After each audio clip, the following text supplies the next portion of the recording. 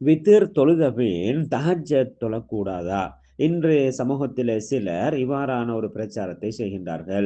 அதாவது இஷா தொழுதன் பின்னர் வித்திர் தொழுது விட்டால், அல்லது ரமலானுடைய காலத்திலே தராவீஹுக்கு பின்னர் இமாமோடு சேர்ந்து வித்திர் தொழுது விட்டால், அதுக்கு பின்னர் தஹஜத்துடைய நேரத்தில் எழும்பி சஹருடைய நேரத்தில் எழும்பி தஹஜ்ஜத் தொழக்கூடாது, அவ்வாறு தொழுதால் நிறைவேற மாட்டாது என்ற ஒரு பிரச்சாரத்தை முன்வைக்கின்றார்கள்.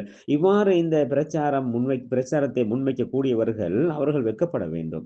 அதாவது அவர்களுக்கு இது சம்பந்தமான மார்க்க அறிவு இல்லை என்றால் அவர்கள் ஒதுங்கிக் கொள்ள வேண்டும். அவ்வாறான மார்க்க அறிவு இல்லாமல் மக்களுடைய தொழுகைகளை பாழாக்க முன்வரக்கூடாது என்பதை நாங்கள் அவர்களுக்கு எச்சரிக்கையாக சொல்லிக்கொள்ள விரும்புகின்றோம். அவர்களுக்கு ஹதீஸ் பற்றிய அறிவு இல்லாவிட்டால், வந்திருக்கக்கூடிய ஹதீஸுகளை சரியாக புரியக்கூடிய ஆற்றல் அவர்களுக்கு இல்லாவிட்டால் அவர்கள் ஒதுங்கிக் கொள்ள வேண்டும். அதுவல்லாமல் மக்களை குழப்பக்கூடிய இவ்வாறான காரியங்களிலே ஈடுபடக்கூடாது என்பதை நாங்கள் புரிந்து கொள்ள வேண்டும். எனவே அந்த அடிப்படையிலே இந்த ரமலானுடைய காலத்திலே ஒருவர் தராவீஹ் தொழுத பின்னர் இமாமோடு சேர்ந்து வித்திரையும் தொழுகின்றார். இவ்வாறு வித்திரையும் தொழுதுவிட்டு செல்கிறார். அவ்வாறு வித்திரையும் தொழுதால்தான் அவருக்கு அந்த இரவு முழுக்க நின்று வணங்கிய நன்மை கிடைக்கின்றது. நபிகள் நாயகம் ஸல்லல்லாஹு அவர்கள் ஹதீஸிலே சொன்னார்கள், யாராவது இமாம் தொழுது முடிக்கும் வரை தொழுதால், விசேஷமாக ரமலானுடைய காலத்திலே யாராவது இமாம் தொழுது முடிக்கும் வரை யாராவது இமாமோடு சேர்ந்து தொழுதால் அவருக்கு இரவு முழுக்க நின்று வணங்கிய நன்மை கிடைக்கும் என்பதாக சொன்னார்கள். இவர்களுடைய பிரச்சாரத்தின் பிரகாரம் நீங்கள் வித்திர் தொழாமல் தராவீஹோடு சென்று விடுங்கள் என்று சொல்வதன் மூலமாக அந்த இரவு முழுக்க நின்று வணங்கிய நன்மையை இவர்கள் இல்லாமல் செய்கின்றார்கள். இவர்கள் இந்த ஹதீஸை பிழையாக புரிந்ததன் காரணமாக இந்த வித்திரை கடைசி தொழுகையாக ஆக்கிக் கொள்ள வேண்டும், அவ்வாறு இல்லாவிட்டால் அது கூடாது என்று பிழையாக புரிந்து கொண்டதன் காரணமாக இவ்வளவு பெரிய நன்மைகளை மக்களுக்கு இல்லாமல் ஆக்குகின்றார்கள். அதே போன்று ரமதான் அல்லாத காலத்திலே ஒருவர் இஷா தொழுதன் பின்னர் வித்திரை தொழுது விட்டார், அவருக்கு தஹஜ்ஜத்துக்கு எழும்பக்கூடாது, தஹஜ்ஜத்தை தொழக்கூடாது என்ற அடிப்படையிலே வாதத்தை முன்வைக்கின்றார்கள். இதெல்லாம் அறிவினத்தின் காரணமாக இந்த ஹதீஸ் பற்றிய அறிவு கிடையாது, மார்க்க விளக்கம் கிடையாது, இதன் மூலமாக ஏற்படக்கூடிய விடயம் என்பதை நாங்கள் புரிந்து கொள்ள வேண்டும்.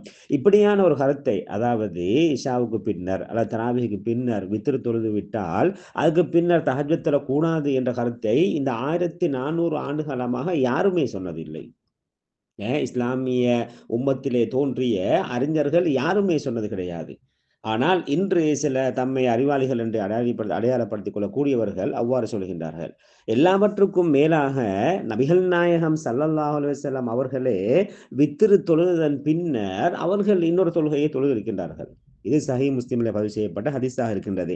அப்படி ஹதீஸ் தெளிவாக இருந்தோம், முஸ்லிமிலே ஹதீஸ் தெளிவாக இருந்தோம், இவர்கள் வித்திர் தொழுதன் பின்னர் வேறு தொழுகை தொழக்கூடாது என்று சொல்வார்களே, ஆனால் இவர்கள் யாருடைய மார்க்கத்தை முன்வைக்கி வருகின்றார்கள்? நபிகள் நாயகம் ஸல்லல்லாஹு அவர்கள் காட்டி தந்த மார்க்கத்தை முன்வைக்க வருகின்றார்களா, அல்லது இவர்களாக வேறொரு புதிய மார்க்கத்தை உருவாக்கி அதை முன்வைக்கின்றார்களா என்பதை பற்றி நாங்கள் சிந்திக்க வேண்டும். நபிகள் நாயகம் ஸல்லல்லாஹு அலைஹி வஸல்லம் அவர்களுடைய இரவு தொழுகை, அதாவது வித்ர் தொழுகை எவ்வாறு இருந்தது என்பதாக ஆயிஷா ரலியல்லாஹு அன்ஹா அவரிடம் கேட்கப்பட்ட பொழுது அவர்கள் பின்வருமாறு பதில் சொல்கின்றார்கள். நாங்கள் இரவையிலே தூங்க செல்வதற்கு முன்னர் ரசூலுல்லாஹி ஸல்லல்லாஹு அலைஹி வஸல்லம் அவர்களுக்கு உது செய்வதற்கான தண்ணீரையும் மிஸ்வாக் எல்லாத்தையும் தயார் செய்து வைப்போம். நபிகள் நாயகம் ஸல்லல்லாஹு அலைஹி வஸல்லம் அவர்கள் தூங்கிவிட்டு அவர்கள் அல்லாஹ் நாடிய நேரத்திலே அவர்கள் எழும்புவார்கள். எழும்பி மிஸ்வாக் செய்து உது செய்துவிட்டு அவர்கள் 9 ரக்காத்துகள் தொழுவார்கள். இது 9 ரக்காத் என்று சொல்வது ஒற்றைப்படையான ரக்காத்துகள். 9 ரக்காத்துகள் தொழுவார்கள். அதை இன்னும் ஆயிஷா ரலியல்லாஹு அன்ஹா இன்னும் விவரிக்கின்றார்கள். அதிலே 8 ரக்காத்துகளை தொடர்ந்து தொழுவார்கள். இடையிலே சலாம் கொடுக்காமல் 8 ரக்காத்தையும் அவர்கள் தொடர்ந்து தொழுவார்கள். இவ்வாறு 8 ரக்காத்தையும் தொடர்ந்து தொழுதுவிட்டு அதன்போது இடையிலே அவர்கள் அத்தஹியாத்துக்காக உட்கார மாட்டார்கள். உட்காராமல் தான் அந்த 8 ரக்காத்துகளையும் தொடர்ந்து தொழுவார்கள். தொழுதுவிட்டு 8வது ரக்காத்திலே அவர்கள் அத்தஹியாத்திலே உட்காருவார்கள். அங்கே அத்தஹியாத்திலே உட்கார்ந்து அல்லாஹ்வை திக்ர் செய்து அல்லாஹ்வை புகழ்ந்து பிரார்த்தனை செய்வார்கள். துஆக்களை ஓதுவார்கள். துஆக்களை ஓதிவிட்டு சலாம் கொடுக்காமல் திரும்ப 9வது ரக்காத்துக்கு எழும்புவார்கள்.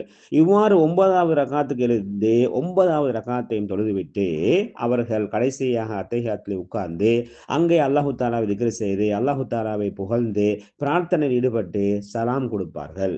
9வது ரக்காத்திலே தான் சலாம் கொடுப்பார்கள். இவ்வாறு சலாம் கொடுப்பது எங்களுக்கு கேட்கும் என்பதாக ஆயிஷா ரலியல்லாஹு அன்ஹா சொல்கின்றார்கள். இவ்வாறு சலாம் கொடுத்து முடிந்தால் இதோட வித்ர் முடிந்து 9 ரக்காத்து தொழுதிருக்கின்றார்கள் ஒற்றைப்படையாக. இந்த 9ஓடு வித்ர் முடிந்து விடுகின்றது. இதற்கு பின்னர் வரக்கூடிய விடயத்தை பாருங்கள். ஆயிஷா ரலியல்லாஹு அன்ஹா சொல்கின்றார்கள், நபிகள் நாயகம் ஸல்லல்லாஹு அலைஹி வஸல்லம் அவர்கள் அதற்கு பின்னர் அவர்கள் உட்கார்ந்தவர்களாக 2 ரக்காத் தொழுவார்கள். 9 ரக்காத்து தொழுது முடிஞ்சது ஒற்றைப்படையாக தொழுது முடிந்ததன் பின்னர் திரும்ப 2 ரக்காத்தை அவர்கள் உட்கார்ந்தவர்களாக தொழுவார்கள் என்பதாக ஆயிஷா ரலியல்லாஹு அன்ஹா சொல்கின்றார்கள். இது சஹீஹ் முஸ்லிமிலே பதிவு செய்யப்பட்ட சஹீஹான ஹதீஸா இருக்கின்றது. இங்கே மிக தெளிவாக வித்ர் தொழுது முடிந்ததற்கு பிறகு வேறு தொழுகைகள் தொழ முடியும் என்பதற்கு இந்த ஹதீஸ் மிக தெளிவான ஒரு ஆதாரமாக இருக்கும் பொழுது, இதை விட்டுவிட்டு வித்ர் தொழுது விட்டால் அதுக்கு பின்னர் எந்த தொழுகையும் தொழக்கூடாது, தஹஜ்ஜத் தொழக்கூடாது என்று சொல்வது எவ்வளவு ஒரு அறிவீனம் என்பதை நாங்கள் சிந்திக்க வேண்டும். நபிகள் நாயகம் ஸல்லல்லாஹு அலைஹி வஸல்லம் அவர்களே அது கூடும் என்று சொல்லியிருக்கும் போது அதை இவர்களுக்கு எப்படி அதை கூடாது என்று சொல்ல முடியும்? எனவே யாராவது வித்ர் தொழுதால் அதுக்கு பின்னர் அவர்களுக்கு எழுந்து இந்த தஹஜ்ஜுத் தொழுவதற்கு தாராளமாக அனுமதி இருக்கின்றது.